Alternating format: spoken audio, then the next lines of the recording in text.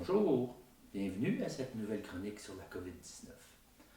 On en apprend des choses sur la COVID-19 et des nouvelles choses grâce à l'épidémie de COVID-19.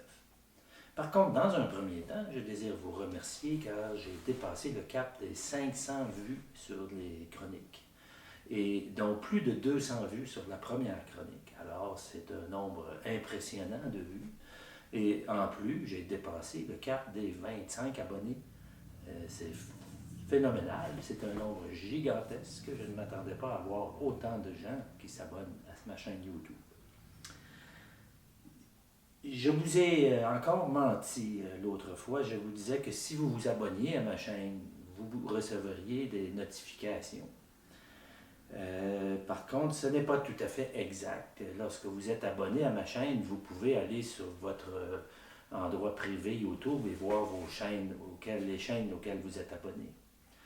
Mais pour recevoir la fameuse notification lorsque je déposerai une nouvelle chronique, vous devez cliquer sur la petite cloche qui est en bas du vidéo dans YouTube.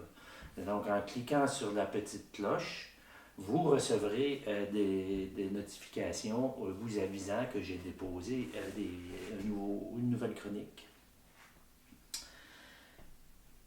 Je désire faire un petit retour sur la fameuse tondeuse avec laquelle j'ai pu me faire cette fameuse coupe de cheveux. Soit dit en passant, je n'ai pas eu besoin d'avoir de retouche de Suzanne. Tout était parfait. C'est à propos de la petite ganse.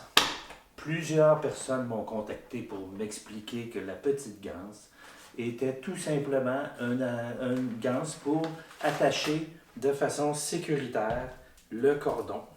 Okay? Donc, vous voyez ici, là, ce n'est pas tout à fait sécuritaire, mais c'est comme un peu du velcro, ça ne paraissait pas de ça. Mais donc, il faut prendre le rasoir et placer le câble d'alimentation comme ceci, comme cela. Et une fois que le câble est bien positionné,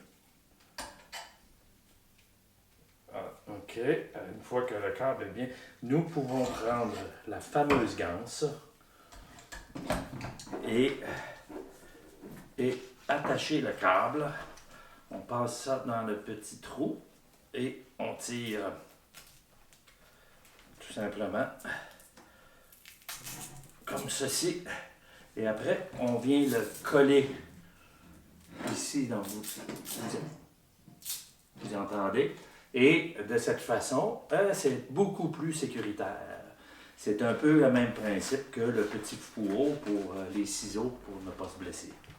Donc, cela complète l'essentiel de toutes mes chroniques au niveau de cette fameuse tondeuse. Je désirerais aussi parler de distanciation.